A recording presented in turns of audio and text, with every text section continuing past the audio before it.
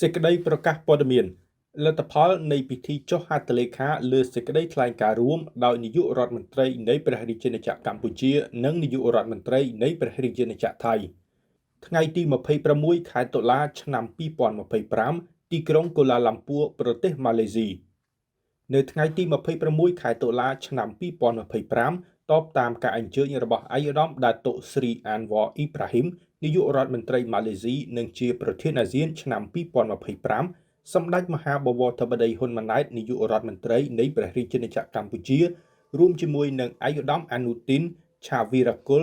នាយករដ្ឋមន្ត្រីនៃព្រះរាជាណាចក្រថៃបានអញ្ជើញចូលរួមក្នុងពិធីចុះហត្ថលេខាលើសេចក្តីថ្លែងការណ៍រួមទីក្រុងកូឡាឡាំពួររវាងព្រះរាជាណាចក្រកម្ពុជានិងព្រះរាជាណាចក្រថៃ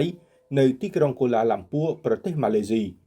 ពិធីនេះក៏មានការចូលរួមធ្វើជាសាក្សីពីឯកឧត្តម Donald J. Trump ប្រធានាធិបតីសហរដ្ឋអាមេរិកនិងឯកឧត្តមដាតុស្រីអានវ៉រអ៊ីប្រាហ៊ីមថ្ងៃនេះត្រូវបានកត់ត្រាជាព្រឹត្តិការណ៍ប្រវត្តិសាស្ត្រដ៏មានសារៈសំខាន់ជាសារវ័នសម្រាប់កម្ពុជានិងថៃដែលបានបញ្ជាក់ឡើងវិញនៅការជឿជាក់រួមគ្នានៃប្រទេសយើងទាំងពីរថាសន្តិភាពនៅតែអាចមានដរាបណាប្រជាជាតិនានាមានសេចក្តីក្លាហាននិងសុភវិនិច្ឆ័យក្នុងការបន្តស្វែងរកសន្តិភាពជាមួយគ្នា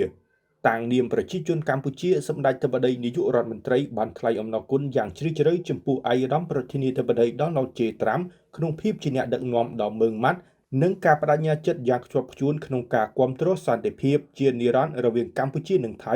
និងចំពោះកិច្ចខិតខំប្រឹងប្រែងដោយមិនគិតពីការនឿយហត់ក្នុងការជួយធ្វើឲ្យសមិទ្ធផលនេះក្លាយជាការពិត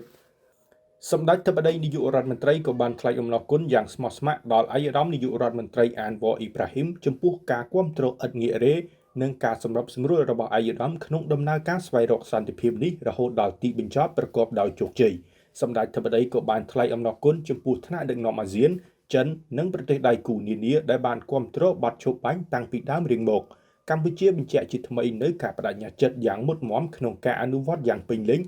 និងដោយភាពស្មោះត្រង់នៅសេចក្តីថ្លែងការណ៍រួមនេះនឹងបន្តកិច្ចសហប្រតិបត្តិការជិតស្និទ្ធជាមួយប្រទេសថៃនិងដៃគូទាំងអស់ដើម្បីធានាថាសន្តិភាពនេះនឹងនៅស្ថិតស្ថេរនិងនាំមកនូវផលប្រយោជន៍ជាក់ស្ដែងដល់ប្រជាជននៃប្រទេសយើងទាំងពីរសម្ដេចធិបតីនាយករដ្ឋមន្ត្រីក៏បានអំពាវនាវឲ្យមានការបន្តគាំទ្រ